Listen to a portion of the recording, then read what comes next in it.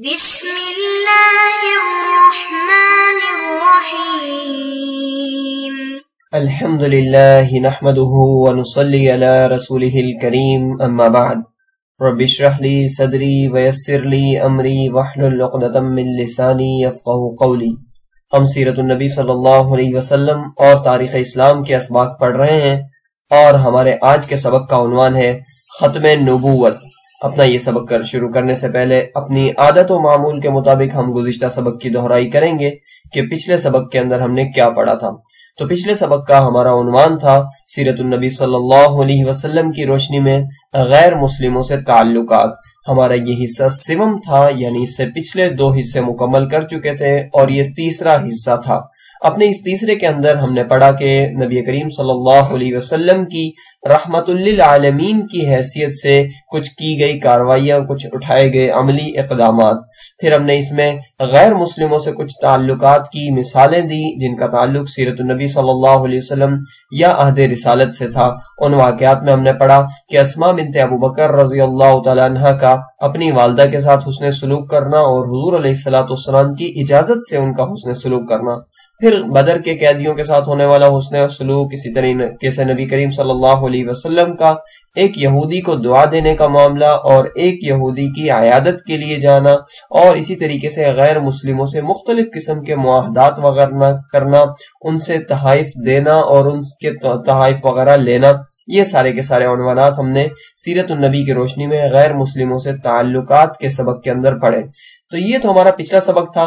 آج کا اگر ہم سبق پڑھیں تو آج کے ہمارے سبق کا عنوان ہے ختم نبوت۔ ختم نبوت کا مطلب کیا ہے، مفہوم کیا ہے؟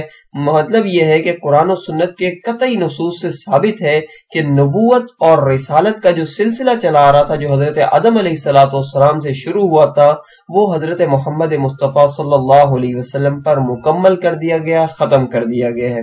اب آپ صلی اللہ علیہ وسلم سلسلہ نبوت کی آخری کڑی ہیں۔ آپ علیہ السلام کے بعد کسی شخص کو منصب نبوت پر فائز نہیں کیا جائے گا، اور یہ وہ عقیدہ ہے جو قرآن مجید اور احادیث مبارکہ سے ثابت ہوتا ہے۔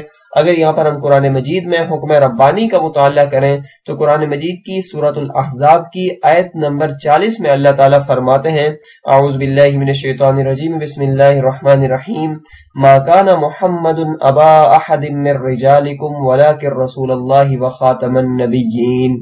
ترجمہ اس کا یہ ہے کہ محمد صلی اللہ علیہ وسلم تمہارے مردوں میں سے کسی کے باپ نہیں ہیں، لیکن آپ اللہ کے رسول ہیں اور سب سے آخری نبی ہیں، یا نبیوں کے ختم پر ہیں، آخری اختتامی نبی ہیں۔ تو امت کا اس حوالے سے اجماع ہے کہ نبوت نبی علیہ السلام پر ختم ہو گئی۔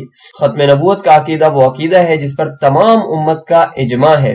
اجماع کا کیا مطلب ہے؟ اجماع کا مطلب کچھ یہ ہے، یا مفہوم اس کا یوں سمجھا جاتا ہے کہ امت مسلمہ کے تمام فقہاء و مجتہدین کا کسی بات پر اتفاق یا کسی حکم سے متعلق متفقہ رائے، اجماع منعقد ہونے کے بعد اسے چھوڑنا جائز نہیں ہوتا۔ تو امت کا اجماع ہے کہ ختم نبوت جو ہے نبی علیہ السلام پر ختم ہے، اب نبی علیہ السلام کے بعد کوئی اور نبی نہیں آئے گا۔ تمام امت کا اس پر اجماع ہے اور تمام مفسرین کا اس پر اتفاق ہے کہ خاتم النبیین کے معنی یہ ہے کہ آپ صلی اللہ علیہ وسلم کے بعد نہ کسی قسم کا کوئی نبی ہوگا، نہ کسی قسم کا کوئی رسول۔ اس پر بھی اجماع ہے کہ اس لفظ میں یعنی خاتم النبیین میں کوئی تعویل یا تخصیص نہیں ہوگی، پس اس کا منکر جو ہوگا وہ اجماع کا منکر ہوگا، اور اجماع کا منکر دائرہ اسلام سے خارج ہو جاتا ہے، کیونکہ یہ بھی ایک حجت قطعیہ سمجھی جاتی ہے اجماع بھی۔ اس کے بعد ہم ختم نبوت کے بارے میں نصوص یعنی احادیث مبارکہ پڑھیں تو وہ بھی بہت زیادہ ہیں۔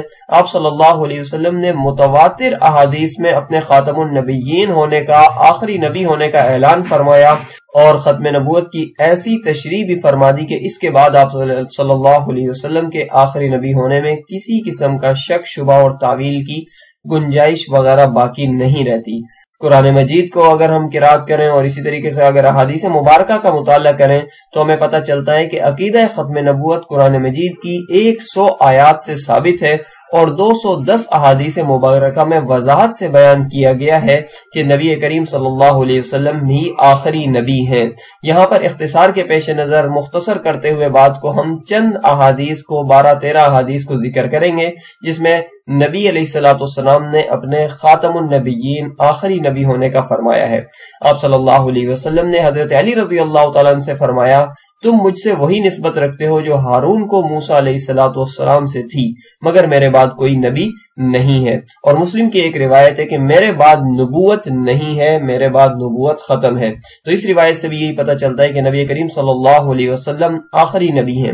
اسی طریقے سے حضرت ابو امامہ رضی اللہ تعالیٰ عنہ سے روایت ہے کہ نبی کریم صلی اللہ علیہ وسلم نے فرمایا، میں آخری نبی ہوں اور تم آخری امت ہو۔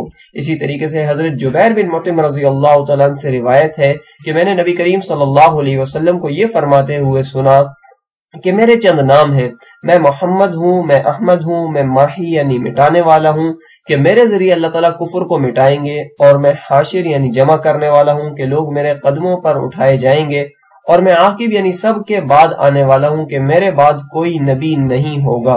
تو یہ روایت بھی ختم نبوت پر واضح دلیل ہے اور ثبوت ہے۔ اسی طریقے سے حضرت عائشہ صدیقہ رضی اللہ تعالیٰ عنہ کی روایت ہے کہ وہ نبی کریم صلی اللہ علیہ وسلم کا ارشاد نقل کرتی ہیں، آپ علیہ السلام نے فرمایا، میں آخری نبی ہوں اور میری مسجد انبیاء کی مساجد میں آخری مسجد ہے۔ اسی طریقے سے حضرت ابو ہریرہ رضی اللہ تعالیٰ عنہ سے روایت ہے کہ جناب رسول اللہ صلی اللہ علیہ وسلم نے فرمایا کہ مجھے 6 چیزوں میں انبیاء کرام علیہ السلام پر فضیلت دی گئی ہے۔ نمبر 1، مجھے جامع کلمات عطا کیے گئے ہیں۔ نمبر 2، رعب کے ساتھ میری مدد کی گئی ہے۔ نمبر 3، مال غنیمت میرے لیے حلال کر دیا گیا ہے۔ نمبر 4، روئے زمین کو میرے لیے مسجد اور پاک کرنے والی چیز بنا دیا گیا ہے۔ نمبر 5، مجھے تمام مخلوقات کی طرف بھیجا گیا ہے، مبعوث کیا گیا ہے۔ اور نمبر 6، مجھ پر نبیوں کا سلسلہ ختم کر دیا گیا ہے۔ تو اس طریقے سے یعنی ختم نبوت کے بارے میں نبی کریم صلی اللہ علیہ وسلم نے بتایا۔ اسی مضمون کی ایک حدیث صحیحین میں بھی ہے جو حضرت جابر رضی اللہ تعالیٰ عنہ سے مروی ہے کہ نبی کریم صلی اللہ علیہ وسلم نے فرمایا کہ مجھے 5 چیزیں ایسی دی گئی ہیں جو مجھ سے پہلے کسی کو نہیں دی گئی۔ اور اس روایت کے آخر میں یہ ہے کہ پہلے انبیاء کو خاص ان کی قوم کی طرف مبعوث کیا جاتا تھا، اور مجھے تمام انسانوں کی طرف مبعوث کیا گیا ہے اور بھیجا گیا ہے۔ اسی طریقے سے ختم نبوت پر ایک روایت حضرت عقبہ بن عامر رضی اللہ تعالیٰ عنہ سے ہے کہ رسول اللہ صلی اللہ علیہ وسلم نے ارشاد فرمایا، اگر میرے بعد کوئی نبی ہوتا تو عمر بن خطاب رضی اللہ تعالیٰ عنہ ہوتے۔ اسی طریقے سے ختم نبوت کے حوالے سے ایک روایت حضرت ابو ہریرہ رضی اللہ تعالیٰ عنہ سے ہے کہ نبی کریم صلی اللہ علیہ وسلم نے ارشاد فرمایا، میری اور مجھ سے پہلے انبیاء کی مثال ایسی ہے کہ ایک شخص نے بہت ہی حسین و جمیل محل بنایا، مگر اس کے ایک کونے میں ایک اینٹ کی جگہ خالی چھوڑ دی۔ لوگ اس کے گرد گھومتے پھرتے ہیں اور اس پر اش اش کرتے ہیں اور یہ کہتے ہیں کہ یہ اینٹ بھی کیوں نہ مکمل کر دی گئی، لگا دی گئی۔ آپ صلی اللہ علیہ وسلم نے فرمایا، میں وہی کونے کی آخری اینٹ ہوں اور میں نبیوں کو ختم کرنے والا ہوں، یعنی میں آخری نبی ہوں۔ تو یہ روایت بھی ختم نبوت پر بالکل واضح اور صریح ہے۔ اسی طریقے سے حضرت انس بن مالک رضی اللہ تعالیٰ عنہ کی روایت ہے کہ جناب رسول اللہ صلی اللہ علیہ وسلم نے فرمایا کہ رسالت و نبوت ختم ہو چکی، پس میرے بعد نہ کوئی رسول ہے اور نہ ہی کوئی نبی ہے۔ اسی طریقے سے ایک روایت ختم نبوت کے حوالے سے حضرت ثوبان رضی اللہ تعالیٰ عنہ سے مروی ہے کہ جناب رسول اللہ صلی اللہ علیہ وسلم نے فرمایا، میری امت میں 30 جھوٹے پیدا ہوں گے، ہر ایک یہی کہے گا، یہی دعویٰ کرے گا کہ میں نبی ہوں، حالانکہ میں خاتم النبیین ہوں، آخری نبی ہوں، میرے بعد کوئی کسی قسم کا نبی نہیں ہے۔ تو اس طریقے سے یہ واضح طور پر ہے کہ نبوت ختم ہے، اور اگر اس کے بعد بھی کوئی نبوت کا دعویٰ کرتا ہے تو وہ یقیناً جھوٹا اور فراڈ ہے۔ اسی طریقے سے حضرت ابو ہریرہ رضی اللہ تعالیٰ عنہ کی ایک اور روایت ہے کہ جناب رسول اللہ صلی اللہ علیہ وسلم بیان فرماتے ہیں کہ بنی اسرائیل کی قیادت خود ان کے انبیاء کیا کرتے تھے۔ جب کسی نبی کی وفات ہوتی تھی تو اس کی جگہ دوسرا نبی آتا تھا، لیکن میرے بعد کوئی نبی، البتہ خلفاء ہوں گے اور بہت زیادہ ہوں گے۔ تو یہ روایت بھی یہی ہے کہ نبی علیہ السلام کے بعد کوئی دوسرا نبی نہیں ہوگا۔ اسی طریقے سے انہی صحابی یعنی حضرت ابو ہریرہ رضی اللہ تعالیٰ عنہ سے روایت ہے کہ نبی کریم صلی اللہ علیہ وسلم نے فرمایا ہم سب کے بعد آئے اور قیامت کے دن سب سے آگے ہوں گے، صرف اتنا ہوا کہ ان کو کتاب ہم سے پہلے دی گئی۔ اور اس طریقے سے یہ روایت بھی ختم نبوت کے حوالے سے عقیدہ ختم نبوت کو بیان کرتی ہے کہ نبی علیہ الصلوۃ والسلام آخری نبی ہیں اور نبی علیہ الصلوۃ والسلام کی امت آخری امت ہے۔ اسی طریقے سے حضرت ابو ذر غفاری رضی اللہ تعالیٰ عنہ بڑے معروف صحابی ہیں، ان سے روایت ہے کہ جناب رسول اللہ صلی اللہ علیہ وسلم نے فرمایا اے ابو ذر، نبیوں میں سب سے پہلے نبی آدم علیہ السلام تھے اور سب سے آخری نبی محمد صلی اللہ علیہ وسلم ہیں۔ تو یہ روایت بھی ختم نبوت کے حوالے سے بالکل واضح اور بالکل پکی ٹھکی دلیل ہے۔